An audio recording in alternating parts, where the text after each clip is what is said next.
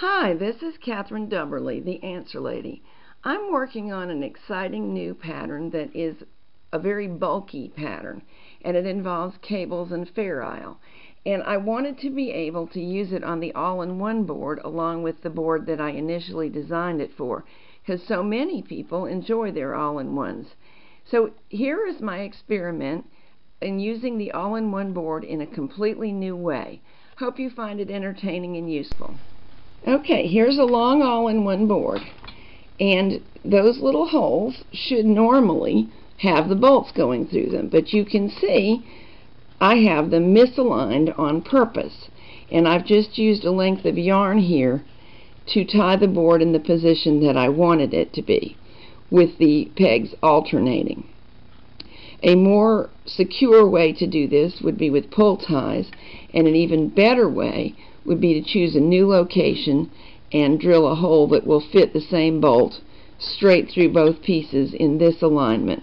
I don't think it will harm anything, but I haven't firmly made the decision to do that yet.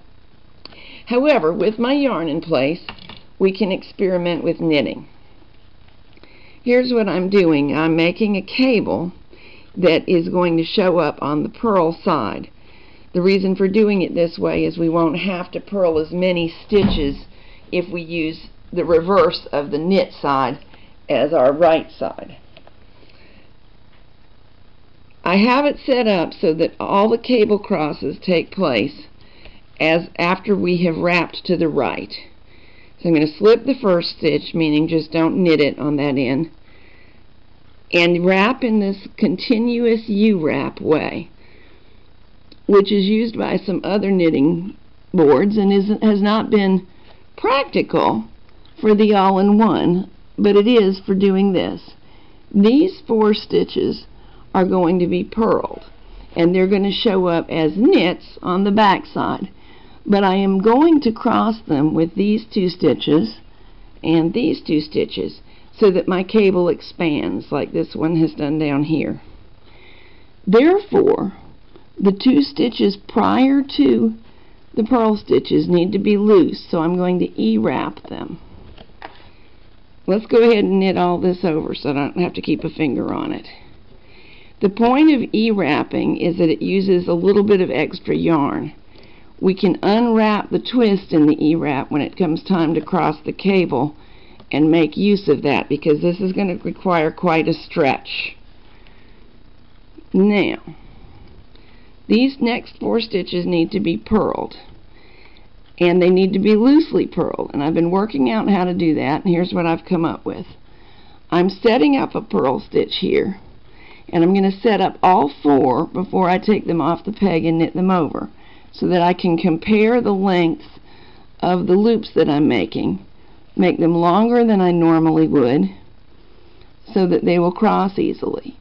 There is some art to this, though it basically is science. But the issue is we don't want it too loose because we don't want our cable to be sloppy and undefined. On the other hand, it simply will not cross if we don't have enough of a loop. And after much experimentation down here where you see some less than desirable things, this is the length I've come up with that works well. So I'm going to lift each stitch off the peg and put the new stitch back on. When you're doing this, it's easier when you're not using the camera, so don't be daunted. But the main thing to remember is that these pegs that are being used as spacers on the opposite side, you need to keep them between the stitches. One stitch should not straddle a peg. That should not happen. It will create problems and you won't be able to keep knitting. So always pull back and make sure there's a direct yarn line clear. Now, next 2 stitches must be knitted loosely, because they're going to be part of the cross, though they are knit stitches. And the rest are going to be using the continuous U-wrap, which is the normal way to wrap for stockinette with this loom setup. And you may notice it's very fast and easy, and it also produces very even stitches. Come on now. Yeah, I saw you jump back. There you go. Alright, now we are ready to cross. When I cross a cable, I normally do it like this. I just lift off the 2 stitches that are going to be crossed on top and pinch them with the fingers of my left hand. Move the other 2, and I'm untwisting here to take advantage of the extra length. Untwist and lay it down, and then putting my top stitches down. Now, even though we purled these stitches, because the back of the fabric is the right side, they're showing up as knits because that's what's on the back of a purl. Now, I realize that everybody is not going to be comfortable pinching with one set of fingers. Maybe when you get more used to it you will be, but for your first few times you may want to lift these stitches off. Did you see that I had it caught there? That's what I've warned you against, and it will happen from time to time. Just watch for it and fix it. You may want to put those stitches on a tool of any kind just to keep them under control while you do the other crossing. Untwist, lay it down, and again, normally I just do this and flip my tool, but I'm getting in the way of the camera, so I'm adding some finger action here. Doesn't really matter though, any way that works for you and gets the stitches where they're going. Now these can be removed from the tool. You see they've kind of shrunk, but we can get that length back. Put it on the peg. Okay, this will happen from time to time. That one disappeared altogether, and we can't let that happen, but we can just reform it. There's the strand that should be coming through, and put it on the peg. You see it's tight. It's going to be tight. It should not be impossible and break the yarn and break the pegs. Tight is good though, because you don't get a good definition in your stitch, in the look of the stitch on the fabric, if it's not tight. Those are all knit stitches. These need to be purls. So let's go ahead and knit off the knits.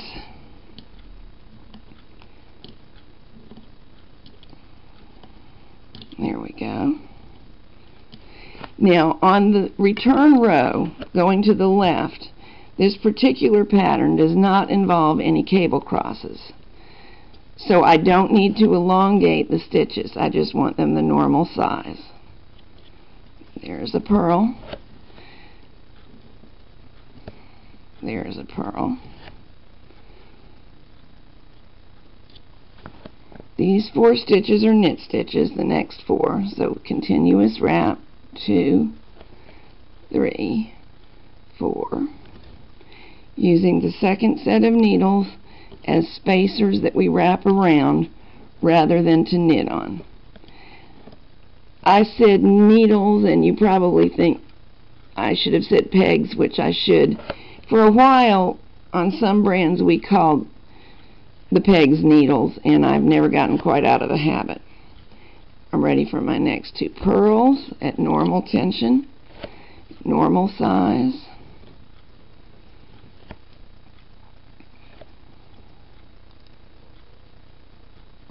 There we go. And back to the continuous U-wrapped knit stitch. And we'll knit these all over. And this time when we move to the right, we will be crossing the cable differently. The arms of the cable moved apart last time. This time they're going to move back together, and the following time they will be crossed at the center. So let's see how to do that. We're going to U-stitch, normal knit stitching for this setup, up to the purl stitches.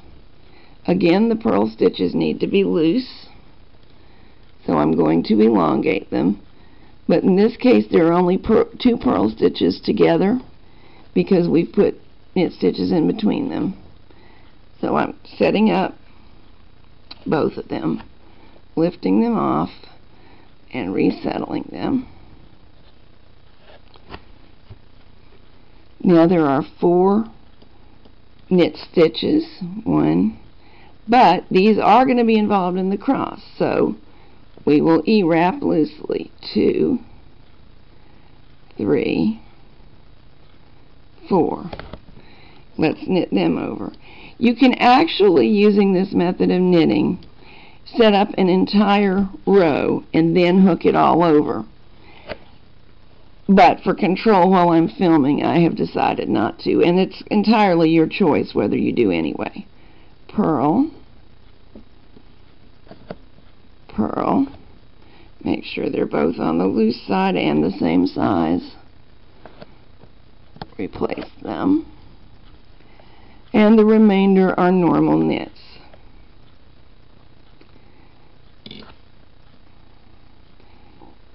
Now we've moved to the right, so as soon as I knit these over, it will be time to do the cross that brings the arms of the cable back together at the center of the knitting. Every now and then, using this style, it helps to pull the fabric backwards. Whoops, I never knitted these off. Let's do that. I felt it when I went to pull. There we go. Okay. These 2 stitches need to cross with these 2. Whichever 2 are settled down first will be in the background with reference to the purl side of this fabric. Whichever 2 are crossed last will be in the foreground or on the top of the fabric. Notice that not only am I letting the E-wrap untwist, I'm letting the yarn slide to the best position for the stitches when they get moved. Let's have a closer look at that. Those are the E-wraps untwisting there. These are the stitches that will be on top. Let's go ahead and put them on another tool so we can fool around with these. Now try to watch as, do you see the yarn sliding? It slid a bit in there. It's reorganizing where the space and the length is so as to accommodate itself to the distances that we're crossing. And now we'll get these off the tool. Put one there and one there. I'm going to knit this row back, just knitting the knits and purling the purls, and then we'll be ready to do one more cable cross. This time these 4 center stitches are going to cross 2 over 2. But even though those are the only 4 crossing, there is going to be some stress on the neighboring stitches. So you need to experiment with your yarn and your loom and determine whether that neighboring stitch needs to be E-wrapped to allow a little bit of ease. And I have decided that for this it does. So I'm going to E-wrap it. Here are our knit stitches leading up to the cross. We'll go ahead and knit them over so we don't have to worry about them, including the E-wrapped knit stitch.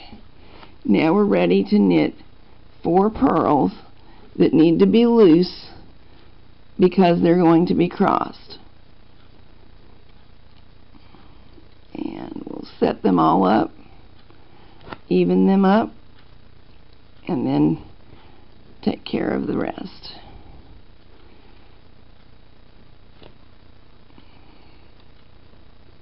Those look nice and even to me.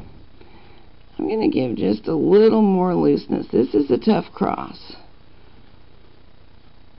There we go. Each one needs to go back on its own peg without getting around the back row. Okay, there they are. Now we're going to E-wrap and U-wrap the remainder of the row. This is a very fast way to get nice, neat stockinette.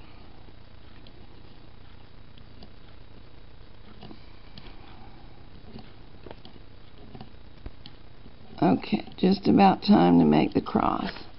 So I'm going to pull down everything so everything's seated on the needles nicely. It does matter whether you cross right over left. It will create one look one way and one look the other way, and the rope won't look twisted if you do not do it consistently. And there we go.